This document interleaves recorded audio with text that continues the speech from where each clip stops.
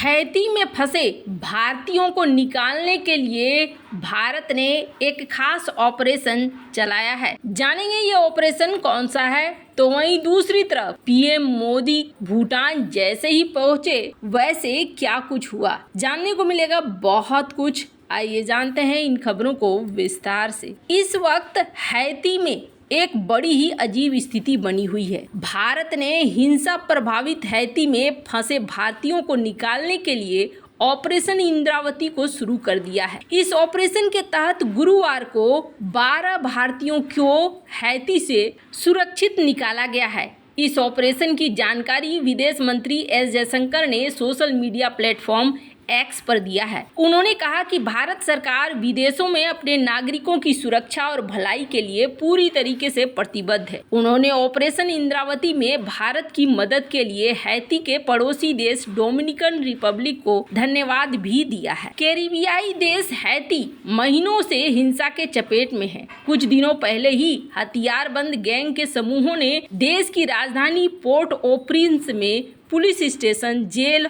और अन्य स्थानों पर हमला कर शहर की व्यवस्था को हिला दिया था। हैती के हालात इतने खराब हैं कि अमेरिका ने अपने दूतावास से कर्मचारियों को एयरलिफ्ट करके बाहर निकाला। इतना ही नहीं, विद्रोहियों के बढ़ते दबाव के कारण हैती के प्रधानमंत्री एरियल हेनरी को इस्तीफा देना पड़ा। ऐसी भी रिपोर्ट है कि अमेरिका हैती में अपनी सेना भेजने पर विचार कर रहा है। प्रधानमंत्री एरियल हेनरी के इस्तीफे के बाद भी हैती में शांति और स्थिरता दिखाई नहीं दे रही है। दावा किया जा रहा है कि हैती के 80% इलाकों पर सरकार विरोधी गैंगों का कब्जा है। ये गैंग अपने लीडर को देश का अगला प्रमुख घोषित करने का प्रयास भी कर रहे हैं। हालांकि ये सभी गैंग इस बात पर एकमत हैं कि अगर हैती में कोई विदेशी सेना आती है तो उसका एक साथ मुकाबला किया जाएगा। हैती की राजधानी पोर्ट ओ प्रिंस को इस वक्त दुनिया का सबसे खतरनाक शहर माना जा रहा है। सड़कों पर गैंगों का कब्जा है। पुलिस और प्रशासन नाम की कोई भी चीज नहीं बची है और ऐसे हालात में यहाँ पर निकालना बेहद जरूरी हो गया है। खैर, जहाँ एक तरफ ये सब कुछ चल रहा है वहीं दूसरी तरफ एक बात तो मानना पड़ेगा, इस वक्त भारतीय पीएम का शेड्यूल बहुत ही ज्यादा बिजी है क्योंकि चुनाव प्रचार चल रहा है और इस चुनाव प्रचार के समय में पीएम मोदी कुछ ऐसा कदम उठाएंगे, ये थोड़ा सा सोचने वाली बात हो जाती है कि आखिरकार पीएम मोदी ने अपने भूटान की यात्रा को नहीं टाला।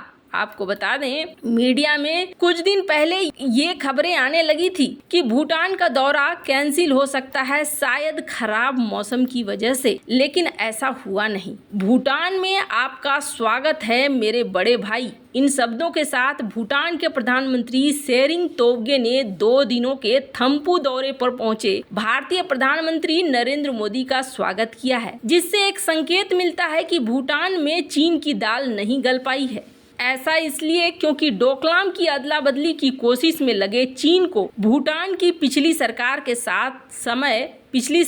समय थोड़ी बढ़त हासिल हुई थी, जब सीमा विवाद के समाधान को लेकर दोनों देशों ने एक टेक्निकल टीम के गठन की घोषणा की थी। लेकिन भूटान की नई सरकार से मिल रहे संकेतों के मुताबिक भूटान भारत के खिलाफ चीन को रणनीतिक क्षेत्र में कदम जमाने नहीं देगा। प्रधानमंत्री नरेंद्र मोदी 2 दिनों के भूटान दौरे पर आज राजधानी थम्पू पहुंचे हैं, जहां उनका जोरदार स्वागत किया गया और राजधानी में जगह जगह पीएम मोदी के स्वागत में पोस्टर्स लगाए गए हैं। वहीं पारो इंटरनेशनल एयरपोर्ट पर प्रधानमंत्री मोदी का स्वागत करने के लिए भूटान के प्रधानमंत्री त्शेरिंग तोब्गे मौजूद थे, जिन्हें प्रधानमंत्री मोदी ने गले लगाकर दोनों देशों के बीच की मजबूत दोस्ती का सबूत दिया है। पीएम मोदी ने जिस गर्मजोशी के साथ भूटान के प्रधानमंत्री को गले से लगाया है, उससे संकेत यही मिलते हैं कि भूटान को लेकर घबराने की जरूरत नहीं है और भूटान नेपाल या फिर मालदीव की तरफ भारत विरोधी कदम फिलहाल के लिए नहीं उठाएगा।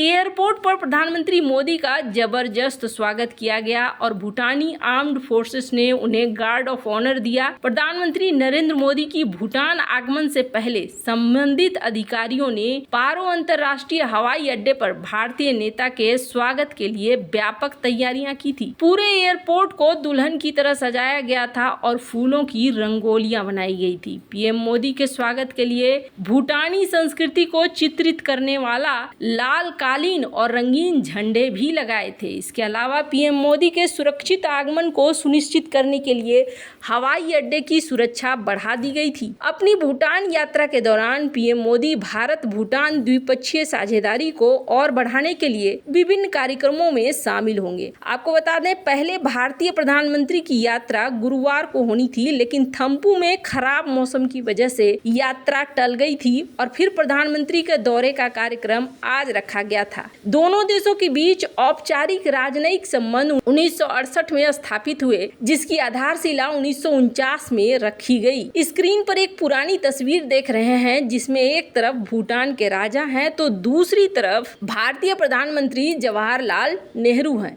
भारत में शुरू हुए चुनावी प्रक्रिया के बीच माना जा रहा है कि पीएम मोदी का अपने दूसरे कार्यकाल का ये आखिरी विदेशी दौरा है और उनकी ये संक्षिप्त यात्रा भूटान के प्रधानमंत्री शेरिंग टोब्गे की हाल की 5 दिवसीय भारत यात्रा के ठीक बाद हो रही है। आखिर भारत के लिए भूटान इतना महत्वपूर्ण क्यों है? पीएम मोदी की यात्रा से पहले भारतीय विदेश मंत्रालय ने पिछले हफ्ते कहा था कि भारत और भूटान आपसी विश्वास, समझ और सद्भावना से भरी एक अद्वितीय और अस्थायी साझेदारी साझा करते हैं। भारत और भूटान एक विशेष संबंध से बंधे हैं जो 1949 में भारत भूटान मैत्री पर आधारित है, जिसे 2007 में अपडेट किया गया था। दोनों देशों ने 1968 में राजनयिक संबंध स्थापित किए थे। भारत दशकों से इस छोटे हिमालयी साम्राज्य का विश्वसनीय मित्र रहा है। नई दिल्ली भूटान का मुख्य विकास भागीदार बना हुआ है। इकोनॉमिक्स टाइम्स के अनुसार भारत 1960 के दशक के शुरुआत से ही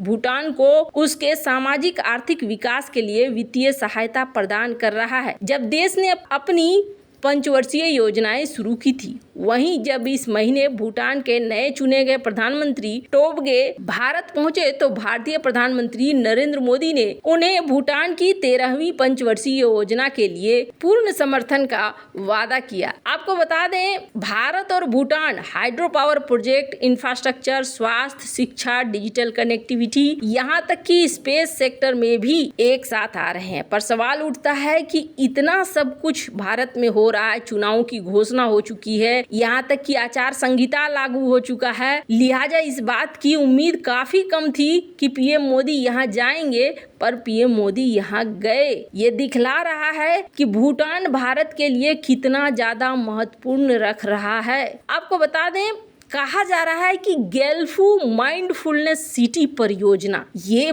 बहुत ज़्यादा इम्पोर्टेंट है। हमने आपसे ये जिक्र किया था कि एक रेलवे लिंक और एक सिटी परियोजना गेल्फू को लेकर ये भारत और भूटान के बीच में बातचीत चल रही है। माना जा रहा है कि पीएम मोदी इस समय कोई भी देरी नहीं करना चाहते हैं और इस प्रोजेक्ट को लेकर इंतजार भी नहीं करना चाहते हैं।